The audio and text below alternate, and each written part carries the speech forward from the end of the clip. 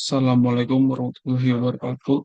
Perkenalkan, nama saya Wisnu Sarif dengan tiga NIM akhir 190. Oke, jadi di sini saya ingin mengerjakan tugas TEM 9 mengenai analisis rentan waktu dan pengukuran akurasi.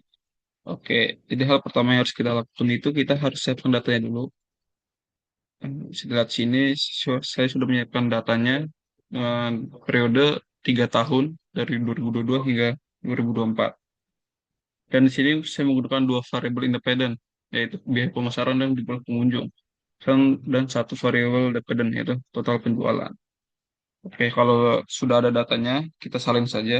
Kita salin dulu dari yang sini. Setelah kita salin, kita langsung ke SPSS. Langsung kita paste saja.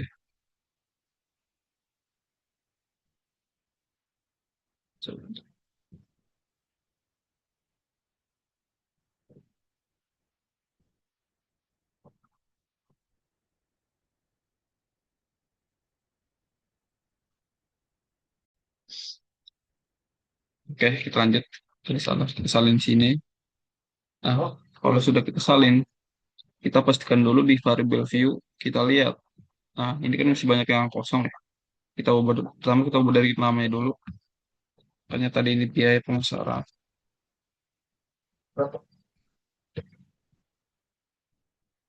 Sebentar.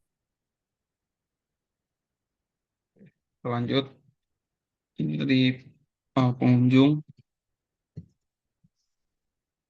Yang ketiga itu dua. Desimalnya ini bebas, bisa dirubah. Saya jadi nol ya. Itu langsung ada koma-komaan. Dan measure, pastikan semuanya scale. Kenapa diubah ke scale? Karena ketiga data ini berupa angka kuantitatif real hasil pengukuran.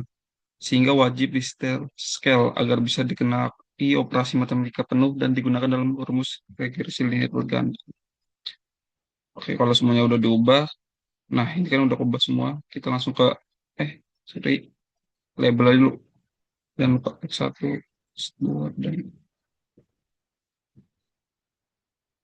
udah kita lanjut ke analyze, regression, linear, dan tadi kan biaya pasar itu independen, ini juga independen, dan dependen penjualan. Oke, kita ke statis dulu, jangan pencet oke. Nah, ini kita checklist confident intervalnya sama estimate saya tetap pastikan karena itu untuk mengeluarkan nilai koefisien dari regresi UJT dan tabel ANOVA yaitu JF. Terus ini R square deskriptif juga, ini kita checklist untuk memunculkan nilai rata-rata dan matriks korelasi antar variabel. Dan jangan lupa culinary diagnostik. Ini digunakan untuk memunculkan nilai tolerance dan FIF guna uji multikolonelaritas. Terus ada Double Watts-nya kita checklist juga untuk memunculkan nilai uji asumsi autokorelasi pada kolom residual. Oke, kalau udah kita checklist, continue, terus kita ke plot. Ini kita masukkan yang CPRED ini ke kolom X dan SID-nya ke kolom Y. Dan juga checklist histogram dan normal probability plot. Oke, kalau semua tadi sudah checklist, kita langsung aja pencet OK. Nah, di sini akan muncul semua outputnya.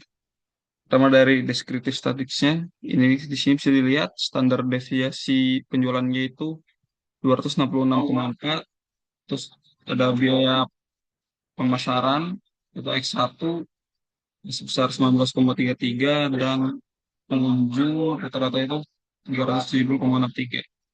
Nah, dari tabel ini menunjukkan rata-rata nilai yang artinya jarak jumlah pengunjung antar baris data sangat timpang. Ada yang sepi sekali, ada yang ramai sekali. Lanjut ke tabel correlation. Di sini saya lihat per X1 doanya itu nilai correlation-nya 0,956 dengan signifikannya 0,00.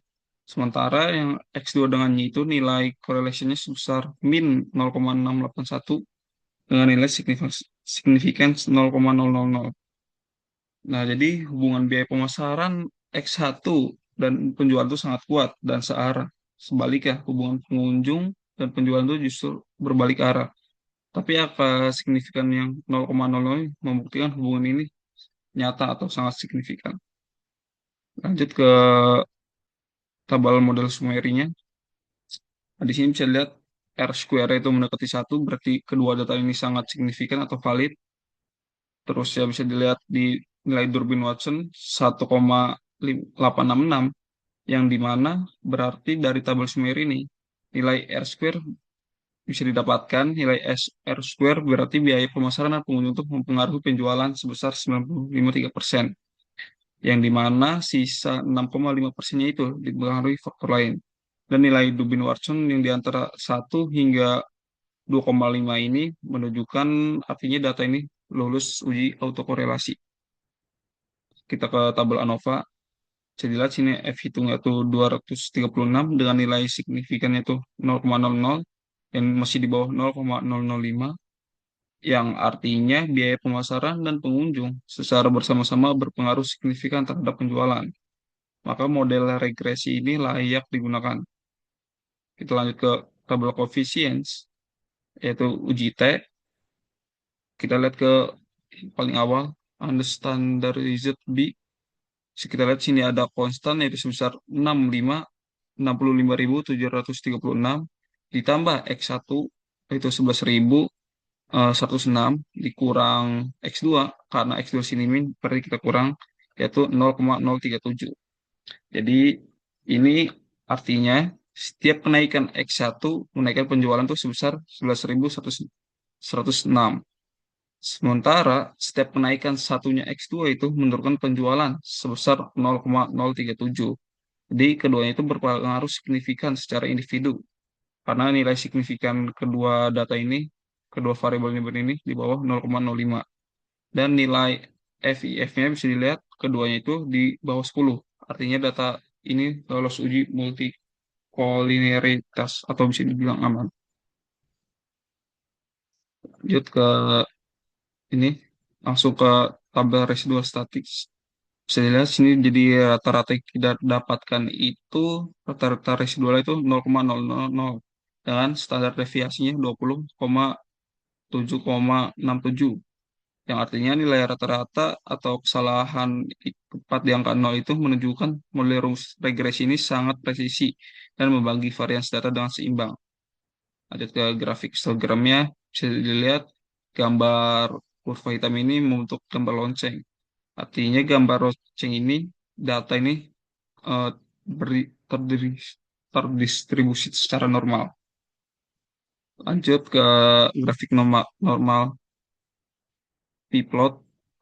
Nah, sebelah sini titik-titik data ini menyebar merapat mengikuti arah garis diagonal, yang artinya memperkuat bukti bahwa data ini terdis- terdistribusi secara normal. Nah, terakhir grafik scatter plot.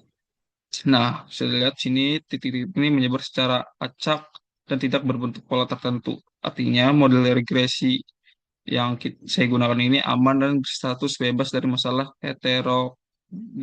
heteroskedastisitas.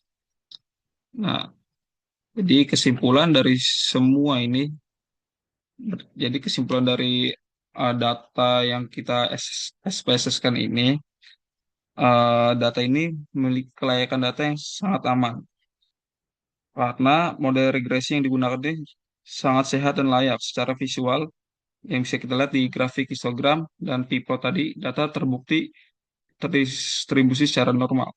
Monel juga terbukti bebas dari masalah heterokedasitisitas, yaitu tadi bisa dilihat yang grafik Scarpol itu menyebar secara acak. Terus bisa dilihat di Durbin Watsonnya, yaitu yang 1,8666 yang masih di antara 1 hingga 1,2,5, dan yang nilai FIF-nya masih di bawah 10. Oke, segitu aja. Hmm, dari saya kurang lebih mohon maaf. Wassalamualaikum warahmatullahi wabarakatuh.